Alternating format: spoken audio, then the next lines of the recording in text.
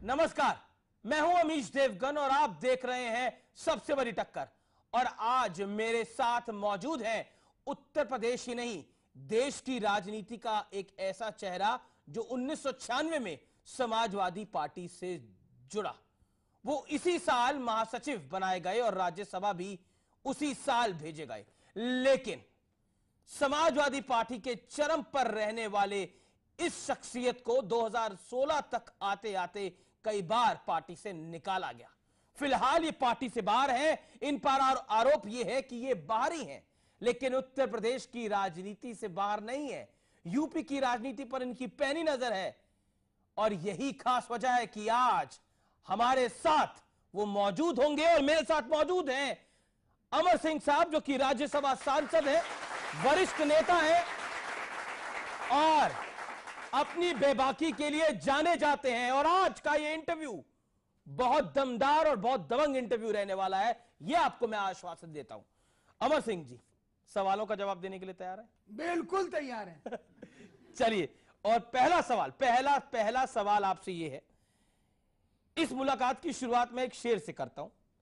बड़े बेआबरू होकर तेरे कूचे से हम निकले, बहुत निकले मेरे अरमा, लेकिन फिर भी कम निकले। क्या आपको लगता है समाजवादी पार्टी ने आपके साथ यही करा?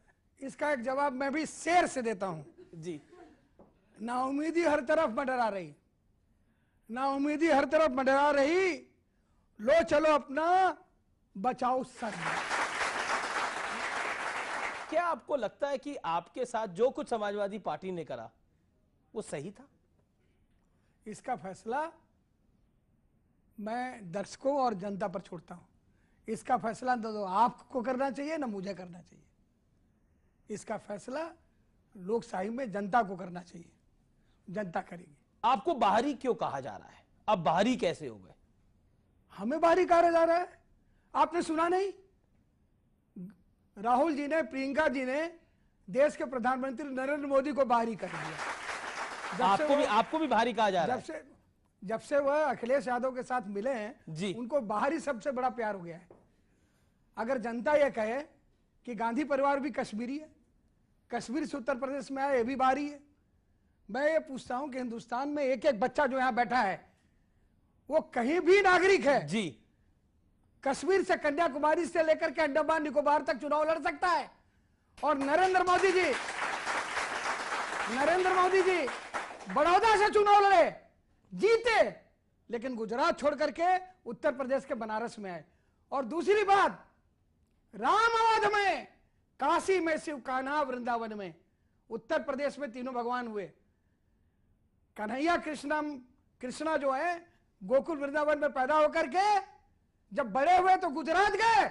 गुजरातियों ने कृष्ण को बाहरी नहीं कहा बल्कि द्वारकाधीश बनाया। और अब यह हालत आ गई है कि हमारे देश का प्रधानमंत्री जो बड़ौदा से भी जीतता है, बनारस से भी जीतता है, अपना घर छोड़ता है, बनारस आता है और कहता है कि उत्तर प्रदेश को प्रधानमंत्री देने का गौरव है, इस गौरव को हम उत्तर प्रदेश से नहीं लेंगे। तो राहुल जी, प्रियंका जी और अखिलेश जी तो मुझे बाहरी कहते थे, मैं तो हरदम बाहरी था। वहां पर अंदर ही सिर्फ मुलायम सिंह, अखिलेश यादव, शिवपाल यादव और राम गोपाल यादव भीतरी हैं और घोषी और सब बाहरी हैं। सारे निर्णय 4 लोग करते हैं। वोट डालने भी सब गए, ये झगड़ा प्रायोजित है, टोली बना करके एक साथ गए। अगर कोई बाहरी वहां था तो मैं था, मैं पुराना बाहरी। आपको बाहरी भी कह दिया और बाहर भी कर दिया? नहीं, हम बाहरी पुराने हैं जी, घोषित अफू हैं। आप ये बता दीजिए मेरे अलावा मुलायम सिंह का कौन सा व्यक्ति निकाला गया? अपर्णा यादव, देवरानी भी गई, जेठानी भी गई, ससुर भी गए, मुलायम सिंह भी गए। आप कह रहे हैं ये ड्रामा था पूरा? नहीं, जेठ भी गए, पांव छुए। साधना जी का बयान आया, एक आंख अखिलेश, एक आंख प्रतीक। वोट देने गए तो सारी बहुएं उनके साथ गए। मुलायम सिंह के मुंह में जब माइक डाला गया तो कहने लगे अखिलेश बनेंगे मुख्यमंत्री और सबसे कद्दावर मंत्री बनेंगे शिवपाल। तो ये ड्रामा नहीं तो क्या? आप कह रहे हैं पूरा ड्रामा है, प्रोजेक्ट है, क्योंकि आप ये जो ड्रामा रचा गया उसके आप बीचों बीच थे। इसलिए अब मैं थोड़े कठोर सवाल आपसे पूछूंगा। देखिए, ड्रामा इसलिए है जी कि अगर ड्रामा नहीं होता तो देश में हल्ला नहीं होता, हल्ला नहीं होता तो लोग अखिलेश को जानते नहीं, अखिलेश को जानते नहीं तो पता ही नहीं चलता वो अध्यक्ष हैं। फिर लोग बोलते हैं कि बलात्कार हुआ है। सुल्तानपुर का जो अपना विधायक एजेंडा डिरेल करने के लिए या फिर अखिलेश को एजेंडा बनाने के लिए गायत्री प्रजापति ने सामूहिक यौन शोषण किया है, वर्मा ने सुल्तानपुर में किया है, और प्रशासन रपट नहीं लिखती है। रपट, वर्मा की रिपोर्ट जो उसने एक लड़की के साथ सामूहिक बलात्कार किया, हाई कोर्ट। गायत्री प्रजापति जो खनन के राजा हैं, उनकी रिपोर्ट सुप्रीम कोर्ट। लेकिन फिर भी उनका प्रचार शुरू करने भी मुख्यमंत्री गए और उनका प्रचार अब भी मुख्यमंत्री कर रहे हैं। तो उत्तर प्रदेश में अब इसकी चर्चा नहीं होती। उत्तर प्रदेश के चुनाव में मैं तो चुनाव ही नहीं लड़ रहा हूं, तो मुझे लालू प्रसाद, मुझे अखिलेश यादव, मैं आऊंगा उन सब पर आता हूं। अखिलेश यादव साहब जी इनको अगर चुनाव लड़ना है तो उनसे लड़े जो चुनाव के मैदान में। आप कह रहे हैं आप पे अटैक क्यों करते हैं, आप चुनाव के मैदान में नहीं है। लेकिन आपसे नाराज रहने वालों में आपके भतीजे का भी नाम है, अखिलेश यादव का भी नाम है। वो कहते हैं ऐसा दुश्मन ने नहीं किया जो मेरे साथ अमर सिंह कर रहे हैं। देखिए, बुलंदी पर सभी को पहुंचने की हड़बड़ी सी थी, बुलंदी पर सभी को पहुंचने की हड़बड़ी सी थी, वहां इंसान का निपटा कोई नाता तो कैसे। बुलंदी पर पहुंचने के लिए हमसे क्या झगड़ा है। मेरे बाप मुलायम सिंह यादव कुर्सी नहीं दूंगा, मुख्यमंत्री का पद तुमने दे दिया, अध्यक्ष का पद दो, नहीं देते हो तो हटाता हूं कान पकड़ के। मेरे चाचा शिवपाल यादव खबरदार, अध्यक्ष नहीं दूंगा, नहीं देते हो तो हटाऊंगा कान पकड़ के। मैं अध्यक्ष बना प्रदेश का, मैं अध्यक्ष बना राष्ट्र का, मैं मुख्यमंत्री बनना चाहता हूं। मैं तो उत्तर प्रदेश गया ही नहीं साहब। मैं तो आप कितनी बार बुलाए होंगे तो आया हूं, कितना आपने फोन किया होगा तो बड़ी मुश्किल से आज मैं आया हूं। मैं तो पत्रकारों से दूर रहा, छुपता रहा जैसे कि मैं चोर हूं। आज मुझे पता चला कि बेचारी डायना कैसे मर गई। खाना खा रही थी, पपरा जी पीछे पड़ी, जान बचा के भागी, मर गई। आप नहीं, एक बात बताइए, आप मुझे बताइए, जब वो सब कुछ चल रहा था, मैं वो बात कर रहा हूं दिसंबर के महीने की, और तमाम पत्रकार आपके पीछे थे कि आप एक साउंड बाइट दीजिए, एक छोटा सा इंटरव्यू दीजिए, कहानी खोलिए क्या थी। आज इस मंच पर नेटवर्क 18 के अमर सिंह कहानी खोलेंगे कि क्या था, क्या कुछ हुआ था जब झगड़ा हुआ था मुलायम सिंह यादव और अखिलेश यादव के बीच में। तब क्या हुआ था असल में? कोई झगड़ा नहीं था। ये नई बात बता रहे हैं। मुलायम सिंह चाहते थे लगाम में रहे बेटा, थोड़ा कस दे। बेटे ने कहा पिताजी लगाम लगाएंगे, मैं आपको लगाम लगा करके आप पर सवार हो जाता हूं। वो नहीं समझते थे कि लगाम लगाने जाएंगे, लगाम हम सवारी करेंगे बेटे पर, बेटा उनको लगाम लगा कर उन पर चढ़ कर बोलेगा मेरे घोड़े चल टिक टिक टिक टिक टिक। और मुलायम सिंह ने मुझसे कहा चले जाओ। ऐसा जनरल सेक्रेटरी था, ऐसा पार्लियामेंट्री बोर्ड का मेंबर था कि मुझे कहा लंदन जाओ, सिंगापुर जाओ, यहां मत रहो। समाजवादी पार्टी का रजत जयंती समारोह होगा, बताना, स्लोगन लगेगा, तुम्हारे पोस्टरों पर अखिलेश के समर्थक पेशाब करेंगे, तुम्हारे ऊपर सड़े अंडे फेंके जाएंगे। ये बोला गया आपको? बोला गया। मुलायम सिंह ने कहा मत आओ, और मैं लखनऊ नहीं गया मुलायम सिंह के कहने से। मुलायम सिंह ने कहा ये अमीश देवगन मिले, ये आज तक और दूसरे चैनल के लोग मिले, चुप्पी से भली कुछ नहीं, चुप रहना। अमर सिंह जी, अब मेरा अगला सवाल, और मेरा यह सवाल है, अखिलेश ने पिछले 26 अक्टूबर को कहा था कि अमर सिंह शत्रु की तरह व्यवहार कर रहे हैं, और आप कह रहे हैं ये सब कुछ ड्रामा चल रहा था। अभी आपने बोला ये सब कुछ ड्रामा चल रहा था, आपको बोला गया आप लंदन चले जाइए, सिंगापुर चले जाइए, लखनऊ आएंगे, रजत जयंती समारोह में आएंगे तो अंडे बरसेंगे। क्या आपको लगता है आप पे दबाव बनाया गया जाने का? और अखिलेश ने 26 अक्टूबर की मैं बात कर रहा हूं, कहा कि अमर सिंह शत्रु की तरह व्यवहार कर रहे हैं।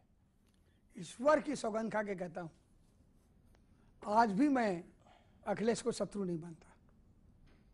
मेरी 2 बेटियां हैं, दृष्टि और दिशा, उनकी सौगंध खा के कहता हूं, अकेले में सार्वजनिक रूप से जिस लड़की की मैंने पहली नौकरी लगाई हो, जिसको मैं पढ़ाने ऑस्ट्रेलिया ले गया हूं, पिता के तीखे विरोध के बावजूद, उनके क्रोध को सह करके जिसका विवाह कराया हूं, उसका विरोध करने का मतलब है कि मैं अपना विरोध कर रहा हूं। ऐसा क्या हो गया अमर सिंह जी, जिससे अखिलेश यादव, जिसकी आप कहते हैं आपने शादी कराई, उसको पढ़ाया, आप कहते हैं आपने उसको लगभग लगभग पाला, वो इतना नाराज हो गया, वो कहता है कि अमर सिंह अगर पार्टी में आएंगे तो फिर मैं पार्टी से बाहर चला जाऊंगा। ऐसा है कि महाभारत में भीष्म भी थे, विदुर भी थे, कर्ण भी थे, द्रोण भी थे कौरवों के साथ, योगीराज कृष्ण भी थे, अर्जुन और भीम, नकुल, सहदेव, युधिष्ठिर, धर्मराज और भी बड़े बड़े योद्धा इधर भी थे। हर तरफ अच्छे बुरे लोग होते हैं। राम गोपाल जी ने मुलायम सिंह जी के प्रति और अखिलेश और मेरे प्रति और उनके सहयोगी नरेश अग्रवाल जी, अभी हाल ही में दिल्ली में एक आयकर की बहुत बड़ी छापामारी हुई थी, उसमें दिल्ली की सुप्रसिद्ध नगर वधुओं की डायरी मिली थी और उन नगर वधुओं के घनिष्ठ मित्रों की सूची थी। बहुत बड़े पैमाने पर उसका प्रकाशन भी हुआ था। उन तमाम नगर वधुओं के अभिन्न मित्र के रूप में नरेश अग्रवाल जी का नाम था। मैं ऐसे धन्य लोगों का बहुत नमन और प्रणाम करता हूं। तो ये नरेश अग्रवाल और रामगोपाल यादव ने राज्यसभा में आपकी सीट भी पीछे करा दी है। अब बहुत अच्छा किया। कहा आप उनके साथ नहीं बैठेंगे, अब आप पीछे बैठेंगे। देखिए बहुत अच्छा किया, क्योंकि पीछे की सीट सबसे सुरक्षित होती है। यहां पर भी जो सबसे पीछे हमारा साथी बैठा है जी, उसको कोई आयोजक ये नहीं कह सकता कि पीछे जाइए।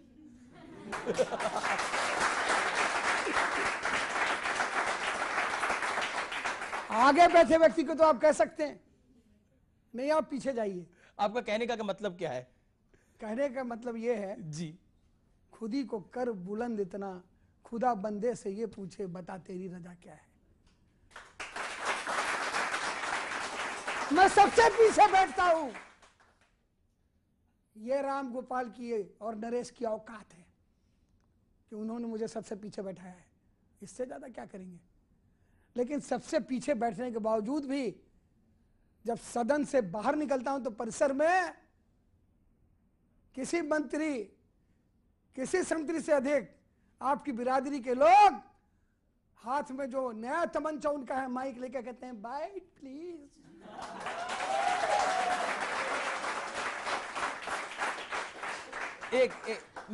मैं कुछ बातें आपको बताना चाहता हूं जो कुछ लोगों ने आपके लिए कही है, कुछ तो आपने अपने लिए खुद कह दी है।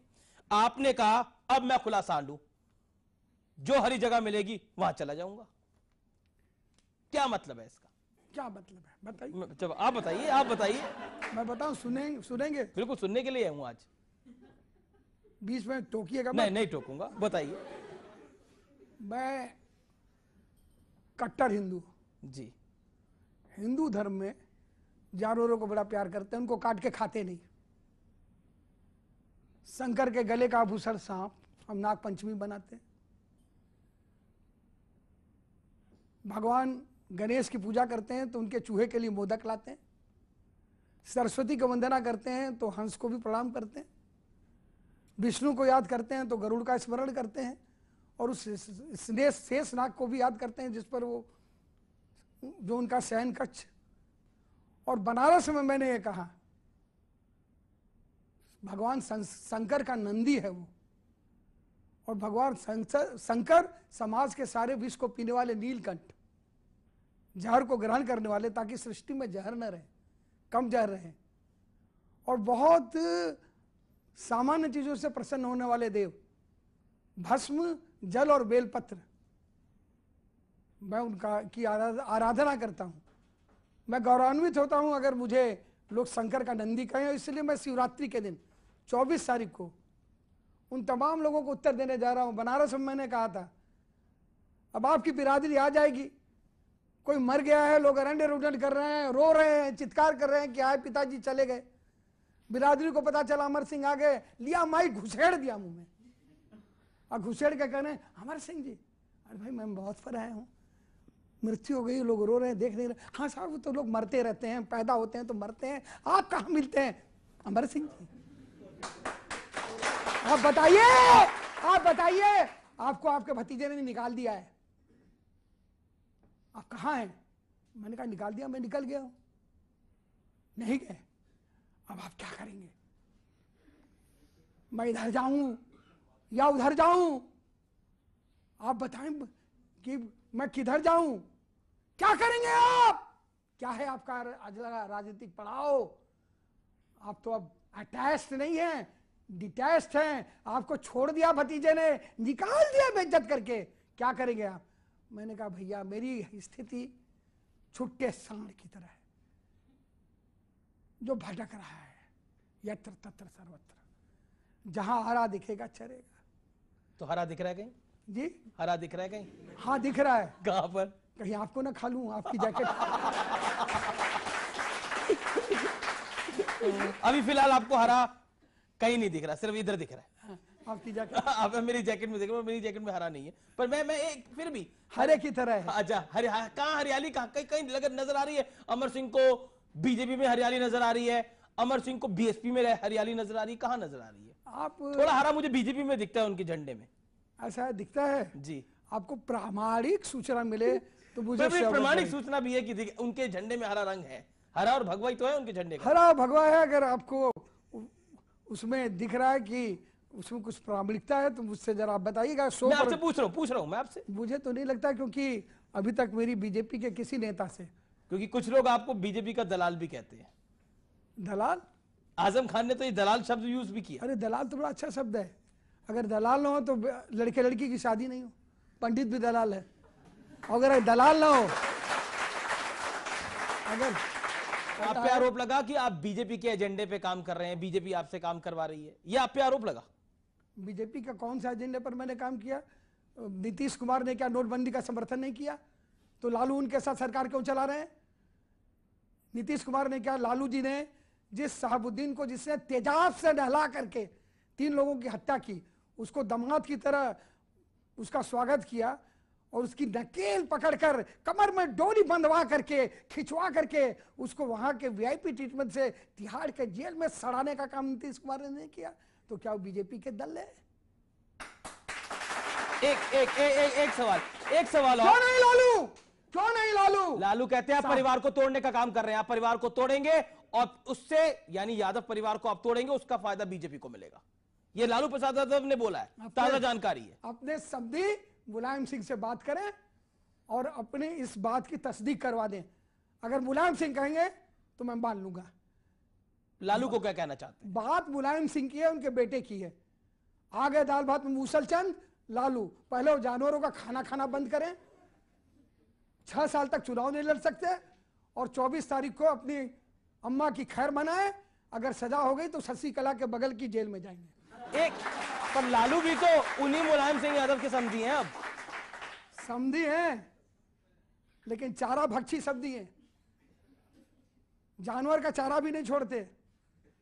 और उनके ऊपर यह आरोप अमर सिंह नहीं लगा रहे हैं, जिनके सहयोग से सरकार चला रहे हैं। नीतीश कुमार ने कहा यह चारा जी, मैं आपको एग्जैक्टली बताना चाहता हूं अमर सिंह लालू ने क्या कहा। लालू यादव ने कहा कि आप घर तोड़ने में माहिर हैं। लालू जी जानवरों का चारा खाने में माहिर हैं, ये मैं नहीं, नीतीश कुमार कह रहा है। लालू जी को बचाने के लिए मनमोहन सिंह कानून बनाते हैं, उसको फाड़ के फेंकने में राहुल गांधी माहिर हैं। लालू जी अगर जेल गए तो नीतीश जी ने भेजा, और लालू जी 6 साल तक चुनाव नहीं लड़ सकते हैं। मेरी लालू जी से बहुत सहानुभूति है। वो पागल हो गए, विक्षिप्त हो गए। उनको लगता है कि 4 दिन बाद शशि कला की तरह हथकड़ी लगा करके जेल में वो चक्की पीसेंगे। अच्छा, एक और सवाल मेरा आपसे। आजम खान की मैं बात करता हूं, और आजम खान ने क्या बोला? उन्होंने कहा, भले मन से कहा आपको कि आप दलाल हैं। वो कहते हैं कि आपका नाम लेने से उनकी जबान गंदी हो जाती है, ये आजम खान कहते हैं। तुझको मालूम है कि दुनिया तुझे क्या कहती है? तुझको मालूम है दुनिया तुझे क्या कहती है? हाथ रख लेती है, हाथ रख लेती है कानों पर तेरे नाम के साथ। तुझको मालूम है दुनिया तुझे क्या कहती है? हाथ रख लेती है कानों पर तेरे नाम के साथ आजम खान। क्योंकि तू वो है जो बच्चियों का बलात्कार हो जाए तो कहे लड़के हैं, देखो मेरा दिल मचल गया। फिर उसके बाद सुप्रीम कोर्ट निकालती है कोड़ा और मारती है सटा सट सटा सट, तो कहते हैं माई बाप माफ कर दो, ये जीव है, इसमें हड्डी नहीं है, फिसल। कहते हैं कि भारत माता डाइन है। फिर कहते हैं गुलाम नबी आजाद तो हिंदुस्तान का मंत्री नहीं, कश्मीर का है, कश्मीर तो भारत का अंग ही नहीं, वह तो पाकिस्तान का अंग है। मुलायम सिंह का जन्मदिन मनाते हैं, पैसा कहां से आया? हुजूर दाऊद इब्राहिम और अबू सालिम ने भेजा है। विनय कटियार कहते हैं प्रियंका गांधी अगर खूबसूरत है तो हमारे दल में भी खूबसूरत औरतों की कमी नहीं, स्मृति ईरानी है। तो आजम खान कहते हैं प्रियंका की खूबसूरती को और हुस्न को तो हमने देखा नहीं, स्मृति ईरानी अगर खूबसूरत हैं, हसीन हैं, उनके हुस्न के लाखों रंग हैं, जलवा फरोश हैं, तो जरा दिखाएं, और कोई सेवा भी कर सकती है तो करें, हम तैयार हैं। मैं अब एक अंतराल के लिए रुक जाता हूं, एक ब्रेक लेता हूं, और ब्रेक के बाद भी अमर सिंह से ये बेबाक बातचीत जारी रहेगी, क्योंकि जनता के सवाल अभी बाकी हैं और जनता के पास सवालों का हजूम है, और अमर सिंह आज बोलने के मूड में है। और ब्रेक के बाद भी ये बातचीत, एक्सक्लूसिव बातचीत जारी रहेगी। अमिताभ बच्चन जिनकी पत्नी लहरा के, बलखा के, इठला के, अखिलेश यादव की पत्नी के बगल में खड़े होकर के खूब लिपस्टिक लगा के, गालों में रूज लगा के कहती हैं confusion, no confusion, no mistake, only cycle, only Akhilesh.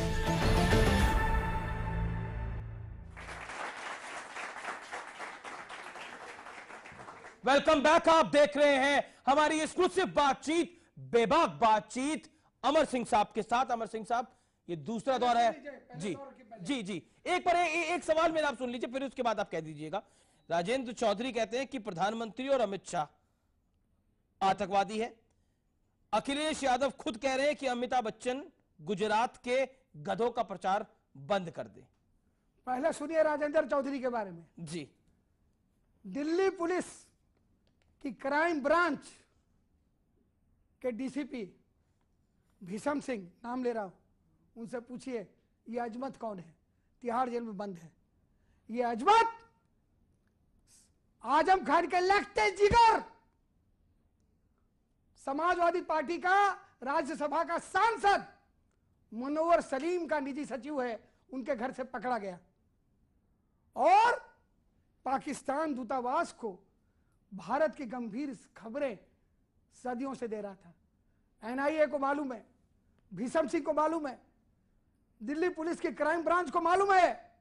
रोज रोज भाषण देने वाले नरेंद्र मोदी जी से मैं कहता हूं, ये मुनव्वर सलीम और आजम खान बाहर कैसे घूम रहे हैं। नाम लेके बोल रहा हूं, चुनौती देकर, विनम्रता के साथ। तिहाड़ जेल में अजमत बंद है, एनआईए पकड़ के सवाल करे, पूछे मुनव्वर सलीम के घर में उनके निजी सचिव रहकर तुमने पाकिस्तान के साथ जासूसी क्यों की? हमारे जवान मर रहे हैं, अजमत जेल में दामाद बनकर रोटियां खा रहा है, मुनव्वर सलीम राज्यसभा में झंडे लहरा रहे हैं। राजेंद्र चौधरी अजमत की बात कर, राजेंद्र चौधरी अपने एमपी मुनव्वर सलीम की बात कर, राजेंद्र चौधरी आजम खान की बात कर, जो भारत माता को डाइन और कश्मीर को पाकिस्तान कहता है। सबसे बड़ा आतंकवादी तू है, तेरे लोग हैं जो पाकिस्तान के जासूसों को अपने घर में पनाह देते। पर राजेंद्र चौधरी अखिलेश यादव के राजेंद्र चौधरी अखिलेश यादव के बेहद करीबी हैं। अंदाजा लगा लो यार,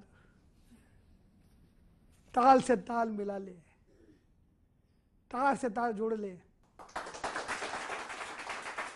अखिलेश यादव खुद कह रहे हैं कि अमिताभ बच्चन गुजरात के गधों का प्रचार बंद करें।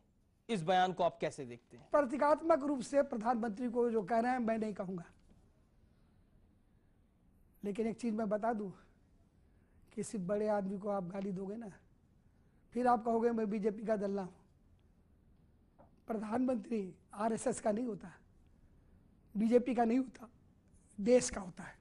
इन बच्चों के वोट से उसका निर्वाचन होता है। जब मैं इनकी उम्र का था, प्रधानमंत्री लाल बहादुर शास्त्री थे, देश में खाना नहीं था, अमेरिका से गेहूं आ रहा था। एक दिन रो के कहे, भाई और बहनों, गेहूं नहीं है, अमेरिका से लाना पड़ रहा है, आप तो कृपा करके सोमवार को खाना बंद कर दीजिए। हमारे घर में सोमवार को चूल्हा जलना बंद हो गया। प्रधानमंत्री है नरेंद्र मोदी, कांग्रेस न माने, मुलायम सिंह न माने, अखिलेश यादव न माने, लेकिन प्रधानमंत्री तो रहेंगे अभी 2.5 साल हैं, और उसके बाद भी अगर ये चाहेंगे तो रहेंगे। उन्होंने भी रो के कहा, भाई और बहनों, काली अर्थव्यवस्था चल रही है। मैंने वीआरएस की स्कीम निकाली और कहा काला धन दे के सफेद कर लो। पैसे नहीं आए तो कहे खून के आंसू रुलाऊंगा। नोटबंदी कर दिया और कहा कि 50 दिन का समय दे दो, 50 दिन में सब सही हो जाएगा। लाखों करोड़ रुपया जो काला धन बाहर था, काला बाजारियों के मुंह में उंगली में हाथ डाल करके निकाल करके बैंकों में जमा कर दिया। अब मैं इस जनता से पूछता हूं, 50 दिन तक अगर प्रधानमंत्री ने सहने के लिए कहा, तो सहने के बाद क्या आज वो हालत है जो पहले थी? क्या आज आप उतने दुखी हैं जितना पहले थे? और नोटबंदी क्या गलत थी? आप बताइए, हाँ या ना में जोर से बोलिए, गलत थी? ये जनता की आवाज है, ये आने वाले कल की आवाज है। ये अखिलेश यादव जो नरेंद्र मोदी को चाहे गधा कह ले और चाहे राजेंद्र चौधरी आतंकवादी कह ले, ये आने वाले कल की आवाज है, आगाज है। और कल की आवाज 11 तारीख को ऐसे गूंजेगी कि जिसने नरेंद्र मोदी को गर्दभ कहा है, और इसका जवाब तो वो देंगे अमिताभ बच्चन, जिनकी पत्नी लहरा के, बलखा के, इठला के अखिलेश यादव की पत्नी के बगल में खड़े होकर के खूब लिपस्टिक लगा के, गालों में रूज लगा के कहती हैं, confusion, no confusion, no mistake, only cycle, only Akhilesh.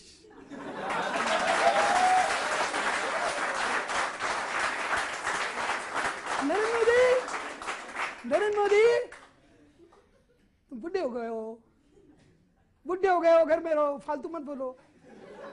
No confusion Narendra Modi, no mistake, only cycle, only Akhilesh. अरे अरे जया बच्चन, जया बच्चन, तुम्हारे पति को स्वच्छता का एम्बेसडर बनाया, तुम्हारे लड़के अभिषेक को फिल्में तो मिलती नहीं, झाड़ू पकड़ा दिया और पद्म विभूषण दे दिया। कुछ तो ख्याल करो नरेंद्र भाई का। कच्छ का, और जो गधा जिसको कह रहे हैं वो कच्छ का रण है। कच्छ का रण गुजरात के गिर का शेर, और जो बाहरी कह रहे हैं ना, वही हमारे कृष्ण लला जो गोकुल वृंदावन से द्वारका गए। द्वारका का मंदिर है कृष्ण उत्तर प्रदेश के, लेकिन किसी गुजराती से आप मिल लीजिए, प्रणाम नमस्कार नहीं करता। उत्तर प्रदेश में पैदा हुए कृष्ण लला का नाम लेकर कहते हैं जय श्री कृष्ण। उत्तर प्रदेश के कृष्ण को गुजराती तो इतना मानते हैं, और गुजरात का एक व्यक्ति बड़ौदा छोड़ करके बनारस आ गया, तो राहुल जी, प्रियंका जी, अखिलेश जी कहते हैं कि अंकल अमर सिंह के बाद दूसरा घोषित बाहरी नरेंद्र दामोदर दास। चलिए अब जनता और सुनिए, बुढ़ा कहती है ना जया बच्चन, और अमिताभ बच्चन कहते हैं मैं अभी बहुत जवान हूं, इसलिए उन्होंने एक फिल्म भी बना दी, बुढ़ा होगा तेरा बाप। मैं आपको, क्योंकि अमिताभ बच्चन तो आपके बड़े करीबी रहे हैं, हालांकि अब उतने करीबी नहीं है, पहले तो बहुत करीबी रहे हैं, तो अमिताभ बच्चन के बारे में जो बोला गया अखिलेश यादव द्वारा, आपको उसका दुख है? उनको तो सलाह दी गई। अमिताभ बच्चन को नहीं कहा उन्होंने, उनका बयान सुनिए, गधा दिखाया। और अखिलेश यादव कह रहे हैं, मैं नहीं कह रहा हूं, कोट एक समय से मैं अखिलेश यादव जो कह रहे हैं वही कह रहा हूं। अब बताओ, गधों का प्रचार होगा गुजरात में, गधों का प्रचार, सदी के महान गधे का प्रचार कर रहे हैं। ये गधा शहर का नहीं, गांव का गधा है। ये गधा लंबी सोच में नहीं रहता, ये बड़ी तेज गति से दौड़ता है, ये नहाता नहीं है फिर भी साफ सुथरा दिखता है। इस गधे का प्रचार मत करिए। वो परिप्रेक्ष्य नहीं बता रहे हैं कि कच्छ के रण के गधों का प्रचार कर रहे हैं। गधों भी नहीं बोल रहे हैं, गदहा कह रहे हैं, और गुजरात का गदहा कह रहे हैं।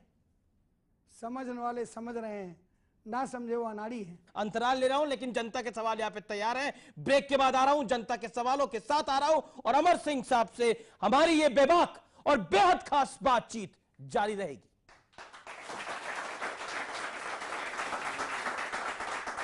मैं तो उनको आशीर्वाद देता हूँ यशस्वी भाव, विजय भाव का आशीर्वाद नहीं देता। खूब टीवी में दिखाई दें, खूब कार्टून बने, ये दोस्ती हम नहीं छोड़ेंगे।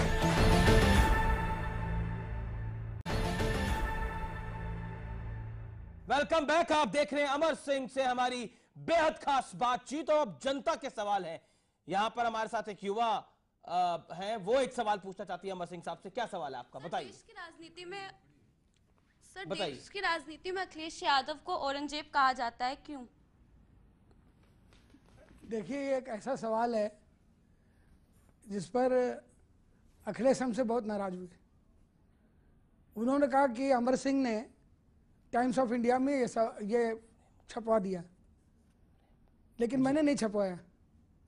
और आप कह रही हैं उनको औरंगजेब। औरंगजेब ने अपने बाप शाहजहां को आगरा के लाल किला में बंद कर दिया, अपने भाई तारा सिकों को मरवा डाला सत्ता के लिए। तो जो भी लड़का अपनी कुर्सी के लिए बाप को हटा दे, जो भी लड़का अपनी कुर्सी के लिए चाचा को हटा दे, ये उत्तर प्रदेश है, यहाँ राम की पूजा क्यों होती है? क्योंकि राम का रास तिलक हो रहा था, और राम तापस भेष विशेष उदासी 14 बरस राम बनवासी, पिता की आज्ञा मान करके चले गए। श्रवण कुमार को लोग क्यों मानते हैं? तीर्थ यात्रा करने के लिए माता पिता को कंधे पर लेकर के रहे चले। भीष्म पितामह को क्यों मानते हैं? पिता की इच्छा की पूर्ति करने के लिए जीवन भर अविवाहित रहने की बात कहे। तो जिस देश में राम को भगवान माना गया इसलिए कि वो पिता के भक्त हैं, गुरु के भक्त हैं, वहां पर अगर पिता का कोई विरोध करेगा तो निश्चित रूप से अखबार वाले भी लिखेंगे, और आप ऐसी लड़कियां भी। हाँ, नाम तो आपका ही आया था इसके लिए। नहीं, मेरा कोई इसमें हाथ नहीं। मैं औरंगजेब जब हुए थे तो मैं पैदा भी नहीं हुआ था। नहीं, पर अमर सिंह जी, अखिलेश यादव कहते हैं, मैं आपके पास आ रहा हूं। अखिलेश यादव कहते हैं कि मैंने सफाई करने के लिए समाजवादी पार्टी में, ये मेरा सफाई अभियान था, मेरा स्वच्छ अभियान था, स्वच्छ समाजवादी पार्टी अभियान, जिसमें मैंने सब गुंडों को, सब ऐसे लोगों को जो पार्टी का नाम खराब करते बाहर कर दिया। सुनेंगे? 30 सेकंड में जवाब दे दीजिए। सुल्तानपुर से उन्होंने अपना चुनाव प्रचार शुरू किया। उनका सबसे खास विधायक वर्मा विधायक है अभी। एक राजपूत लड़की के साथ बलात्कार, फिर सामूहिक बलात्कार, रपट नहीं लिखी गई। इलाहाबाद हाई कोर्ट के कहने से रपट लिखी गई, और जब रपट लिखी गई और जब गवाही के लिए बुलाया गया तो मर्डर हो गया। फिर उसी सुल्तानपुर में गायत्री प्रजापति बलात्कार, फिर गैंगरेप, रपट नहीं लिखी गई तो सुप्रीम कोर्ट ने रपट लिखवाई। प्रचार उन्होंने उसी सुल्तानपुर से शुरू किया। और अब ये सिर्फ अखिलेश यादव के उम्मीदवार नहीं है, गठबंधन हो गया, राहुल के भी उम्मीदवार हैं। ये अगर स्वच्छ समाजवादी पार्टी है तो मेरी गंदी समाजवादी पार्टी से बहुत अच्छी। अच्छा, यूपी के लड़कों का ये साथ यूपी की पब्लिक को पसंद आएगा? आप कह रहे थे कि जो इस बारी जो जनता का वोट होता है वो जनता की तलवार होती है, तो यूपी के लड़के, ये जो 2 यूपी के लड़के हैं, एक आपके भतीजे और दूसरे आपके बहुत करीबी राहुल गांधी। बदायूं में रेप हुआ, राहुल गांधी पहुंच गए, हाय हाय। लेकिन सुल्तानपुर जो उनका गृह जनपद है वहां रेप हुआ, सामूहिक गैंगरेप। रपट नहीं लिखी गई, अदालत ने रपट लिखवाई, गवाही के लिए बुलाया तो गवाही से पहले मार डालो। उसके बाद अमेठी उनका घर, गायत्री प्रजापति अपनी जुल्फे ऐसे जुल्फ लगा करके चलते हैं, ऐसे जब चलते हैं तो उनकी जुल्फे उड़े, जब जब जुल्फे तेरी तो पता नहीं किस किस का दिल मचले। तो गायत्री प्रजापति ने सामूहिक गैंगरेप किया, प्रशासन ने कुछ नहीं किया, सुप्रीम कोर्ट ने मारा हथौड़ा, लेकिन राहुल गांधी नहीं गए। तो यूपी के लड़के कैसे दिखते हैं आपको दोनों, अखिलेश और राहुल? उनका नारा यूपी को ये साथ पसंद है। उनका ये कहना है अपनी गृहस्थी तब तो लिपटना कबूल था, बाहों के दायरे में सिमटना कबूल था, अब जा रहे हैं ऐसे अरे रेप जिन बच्चियों तुम्हारा हुआ कि हम जानते नहीं, हम दोनों का मतलब निकल गया, तुम्हारा रेप हुआ होता रहे, हम तुम्हें पहचानते नहीं। और आपने मेरे सवाल का जवाब नहीं दिया। यूपी को यह साथ पसंद आएगा कि नहीं पसंद आएगा? अखिलेश और राहुल का, आपके भतीजे का और आपके करीबी मित्र राहुल गांधी का। ये कहते हैं 300 सीट बनेगी, मैं तो उनको आशीर्वाद देता हूँ यशस्वी भाव, विजय भाव का आशीर्वाद नहीं देता। खूब टीवी में दिखाई दें, खूब कार्टून बने, ये दोस्ती हम नहीं छोड़ेंगे, जी तोड़ेंगे दिल तेरा साथ भी चुनाव के बाद छोड़ेंगे। आप कह रहे मतलब ये गठबंधन आने वाला नहीं है। आप चलिए मैं आपसे इस सवाल के ऊपर आऊंगा कि अमर सिंह की भविष्यवाणी क्या होगी उत्तर प्रदेश चुनाव पर। मैं इस सवाल पर आपके पास आऊंगा, लेकिन एक और सवाल जनता के बीच से। सर, आप पूर्वांचल से हैं, क्या पूर्वांचल का सही विकास हुआ है? इसके बारे में आप कुछ कहेंगे? हाँ, ये सही है। पूर्वांचल में एक जगह है मिर्जापुर के पास सोनभद्र, वहाँ बिजली बनती है और वो बिजली पूरे उत्तर प्रदेश के काम आती है, लेकिन पूर्वांचल अंधेरे में डूबा रहता है। जब मायावती होती हैं तो वो बिजली जलती है गाजियाबाद में उनके गांव में, जब नेताजी होते हैं, अखिलेश जी होते हैं, तो बिजली जलती है सफाई में।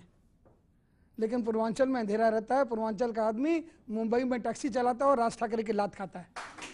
जी चलिए एक और सवाल जनता की तरफ से आ रहा है। जी सर, मेरा सवाल ये है कि सर आपकी भुज में ऐसी क्या बात हुई थी जिसको पता लगने पर अखिलेश यादव ने ये एक्शन ले लिया? आपकी क्या बात हुई जिससे अखिलेश यादव इतना नाराज हो गए, बोले कि मुझे अमर सिंह नहीं पसंद? बिल्कुल नहीं पसंद है, क्योंकि उनको उनका बाप पसंद नहीं। कुछ तो बात हुई होगी ना आपकी कुछ भुज बात में नहीं ऐसी हुई। कुछ? अंग्रेजी थोड़ी बहुत जानते होंगे। जी। Enemies are enemies and friends are jealous. दुश्मन तो दुश्मन होता है जी, जो दोस्त होता है वो जलता है। तो आप कहना ये चाह रहे हैं अखिलेश आपके जलते थे, आप ये कहना चाह रहे हैं? बिल्कुल नहीं। अखिलेश के धर्म पिता जो आजकल हो गए हैं, जिन्होंने मुलायम सिंह की जगह ले ली है, राम गोपाल यादव हमसे जलते थे।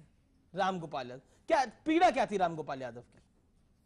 उनकी पीड़ा थी कि मुलायम सिंह का भाई मैं, अखिलेश का चाचा मैं, ये बाहरी आदमी आ गया, अमीश देवगन, आप राम गोपाल को बुला के यहाँ इंटरव्यू लो।